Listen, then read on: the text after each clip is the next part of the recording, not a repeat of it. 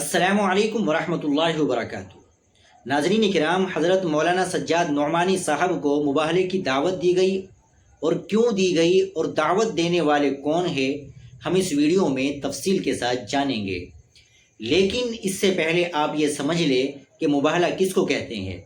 مباہلہ عربی زبان کا لفظ ہے جو بہلتن سے نکلا ہے، جس کے معنی کسی کو آزاد چھوڑنا اور اس پر لعنت کرنا ہے۔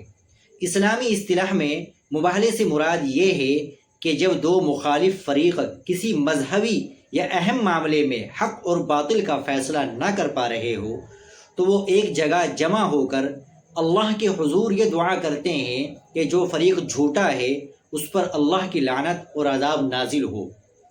اسلامی تاریخ میں مباہلے کا ایک انتہائی مشہور واقعہ 10 ہجری میں پیش آیا، جسے واقعہ مباہلہ کہا جاتا ہے۔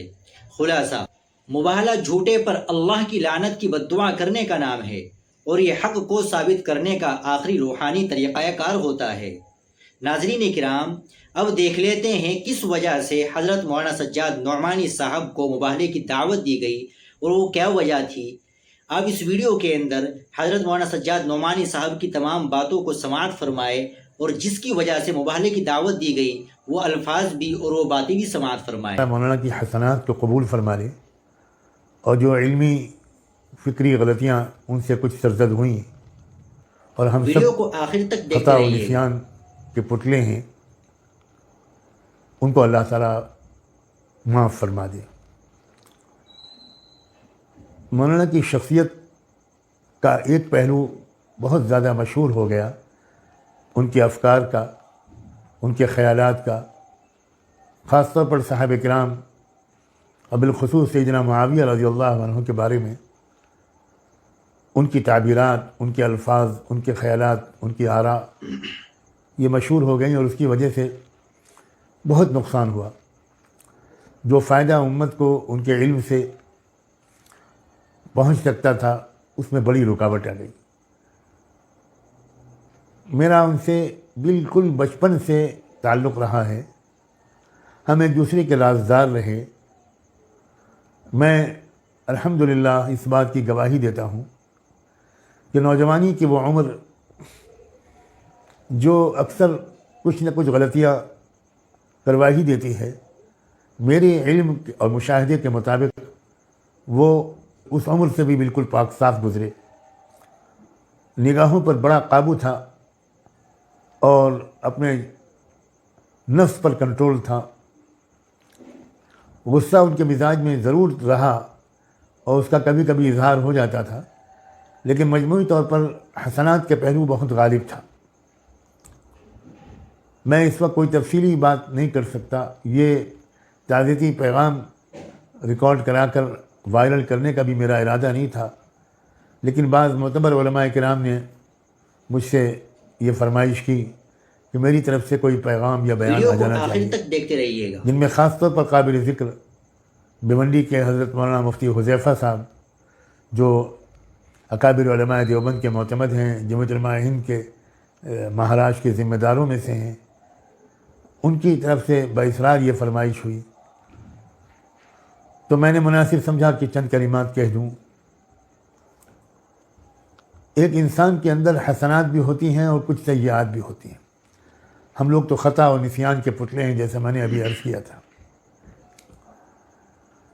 مولانا کی حسنات بہت ہیں اور ایک قرینہ ملتا ہے کہ ان کی وفات جس وقت ہوئی ہے، جس طریقے پر ہوئی ہے، مجھے تفصیل یہ معلوم ہوئی کہ رات میں وہ بالکل ٹھیک ٹھاک تھے، عشاء کی نماز سے فارغ ہوئے، عشائیہ سے فارغ ہوئے، آرام کے لیے لیٹ گئے، معمول کے مطابق تہجد کے لیے بیدار ہوئے اور تہجد پوری ادا کی۔ اس کے بعد اچانک ان کے سینے میں ایک شدید تکلیف اٹھی اور چند منٹ کے اندر وہ لاہی ملک بقا ہو گئے۔ انا للہ و انا الیہ راجعون۔ آپ اس کو ایک طالب علمانہ سوچ کہہ لیجئے یا ایک دوست کا حسن ظن کہہ لیجئے، آپ کو حق ہے، مگر میں سمجھتا ہوں جس کا خاتمہ قیام اللیل اور تہجد پر ہوا ہو، اس کے حسن خاتمے کی ہم کو امید رکھنی چاہیے۔ اور یہ بات میرے علم میں ہے کہ گزشتہ چند ماہ سے انہوں نے اس قسم کے اختلافی موضوعات پر بولنا اپنے بعض قریبی لوگوں کی گزارش پر بالکل ترک کر دیا تھا۔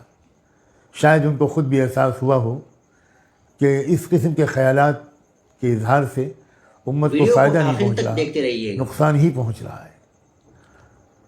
وہ بہت سی حسنات لے کر گئے ہیں اللہ کے ہاں۔ ہماری اللہ تعالیٰ سے یہ دعا ہے کہ آپ نے فرمایا ہے ان الحسنات یذہبن السیئات، یہی معاملہ آپ ان کے ساتھ فرمائیے اللہ، اور ان کی حسنات کو مغفرت کا، رحمت کا، علو درجات کا سبب بنائیے، اور اگر جو غلطیاں ان سے ہوئی ہیں ان غلطیوں کو معاف فرما دیجیے۔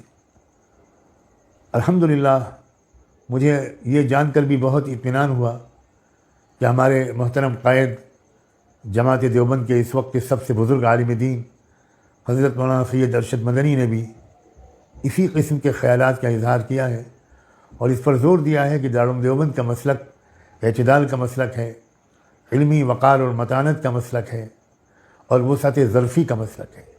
یہ تین الفاظ غالباً انہوں نے استعمال کیے ہیں۔ واقعی بالکل صحیح فرمایا انہوں نے، یہی مسلک ہمارے اکابر کا ہے۔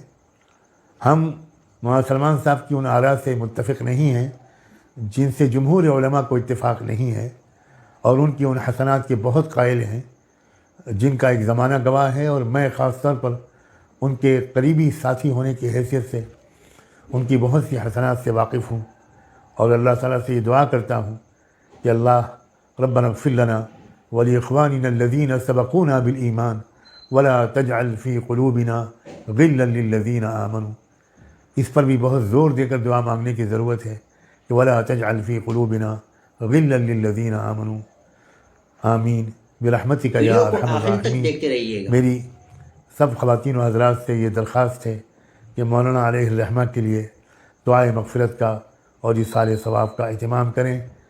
میں ان کے خاندان کے تمام لوگوں سے، ان کی غمزدہ اہلیہ سے، ان کے بچوں سے، ان کے بھائی سے، ان کے خانوادے کے تمام لوگوں سے دلی اظہار تعزیت کرتا ہوں، اور جلد سے جلد لکھنؤ پہنچ کر ان سب لوگوں سے مل کر اپنے غم میں، ان کے غم میں شرکت کا اور تعزیت کا اظہار کرنے کا ارادہ کر رہا ہوں۔ اللہ تعالیٰ آسان فرمائے۔ اگر میری صحت ایسی نہ ہوتی تو شاید میں آج ہی روانہ ہو ناظرین، کر اسی ویڈیو کی کوشش وجہ کرتا سے جو آپ نے کہ ان حضرت کی کی نماز ویڈیو جنازہ سماعت فرمائی، حضرت کو مباہلے کی دعوت دی گئی، اور مباہلے کی دعوت دینے والے کون ہیں؟ برطانیہ کے دو عالم ہیں جو آپ اسکرین پر دیکھ سکتے ہیں، میں اور ان کیسے کو دعوت ایک دے دعوت رہے دینا ہیں، چاہتا ہوں۔ کہاں وہ بلا بات رہے پہنچے نہ ہیں۔ پہنچے آپ کسی پوری اور عالم سماعت سے فرمائے اس پہنچے۔ ویڈیو کو بھی۔ کبھی کبھی مولانا علمی زبان لوگ نہیں سمجھتے، میں ان کو دعوت مباہلہ دینا چاہتا ہوں۔ ٹھیک ہے نا مولانا؟ آپ کو ایسے اختلاف تو نہیں ہے؟ ٹھیک ہے نا؟ یہ نقشبندی سلسلے کے ہیں، ماشاءاللہ کثیر المراقبہ بھی ہوں گے، پہنچے ہوئے آدمی اپنے آپ کو ظاہر کرتے ہیں، کبھی کبھی اس طرح کی پیشن گوئیاں بھی کافی ان کا شیوا بن چکا ہے۔ ٹھیک ہے نا؟ دیگر یہاں کے بڑوں نے ان کے بارے میں کیا کہا اس کو فی الحال رہنے دیں گے۔ اچھا، میں ان کو دعوت مباہلہ دینا چاہتا ہوں۔ آپ اپنے آپ کو روحانی شخصیت ظاہر کرتے ہیں، میں تو ایک گندا آدمی ہوں، ٹھیک ہے نا، گنہگار ہوں، اس کو ذریعہ نجات سمجھ کر آپ کو مدینہ منورہ آنے کی دعوت دیتا ہوں۔ آپ مجھے تاریخ بتا دیں، میں اپنا ٹکٹ دوں گا، ہم وہاں جا کر فیصلہ کریں گے۔ اللہ کی لعنت برسے گی اس شخص پر اگر یہ بندہ ناجی ہے، ٹھیک ہے نا، اگر یہ بندہ اس کے جس طرح خلاصہ یہ کہ جس طرح آپ نے مولانا سجاد صاحب جس طرح آپ نے اس کو پیش کیا ہے، اگر اس کا اتنا ہلکا معاملہ ہے، افکار و نظریات، ان الحسنات یذہبن السیئات، سب کلپس آ رہے ہیں، اس پر تبصرہ ہم کریں گے، اگر اس کا معاملہ اس طرح ہے تو میں غرق ہو جاؤں۔ یہ کوئی فرعی مسئلہ، اور اگر یہ اصولی قطعی مسئلہ ہے جس کو اس نے چھیڑا ہے، اور دین اور لا دینی کے درمیان فرق کرنے والا مسئلہ ہے، تو پھر آپ غرق ہوں۔ آپ میرے ساتھ تیار ہیں؟ میں تو روزہ اقدس پر کرنے کے لیے تیار ہوں، رفع صوت نہ ہو، دبے الفاظ میں ہو، غض البصر کے ساتھ ہو، وہاں جا کر فیصلہ ہو، اور وہاں کی دعائیں قبول ہوتی ہیں۔ مولانا سجاد صاحب اب تیار ہو جائیں، تیار ہو جائیں، آسان فیصلہ لوگوں کے سامنے آ جائے گا نا، لوگوں کے سامنے آ جائے گا۔ صحابہ کرام کی حقانیت، حضرات میں آپ کو تھوڑی سی بات سمجھا دیتا ہوں کہ مولانا اتنے ناراض کیوں ہیں.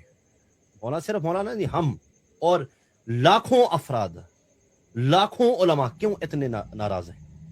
کیونکہ مولانا سجاد صاحب کی جو کلپ آئی ہے اس کے اندر انہوں نے مسئلے کو اتنا ہلکا رکھا ہوا ہے، اتنا ہلکا رکھا ہوا ہے، اور ان ناظرین کی آپ اس جو خبر کے پچھلی تعلق جو سے اور اس زندگی مباحلے گزری کے ہے. تعلق سے کیا کہنا چاہیں گے کمنٹ باکس میں ضرور بتائیے گا.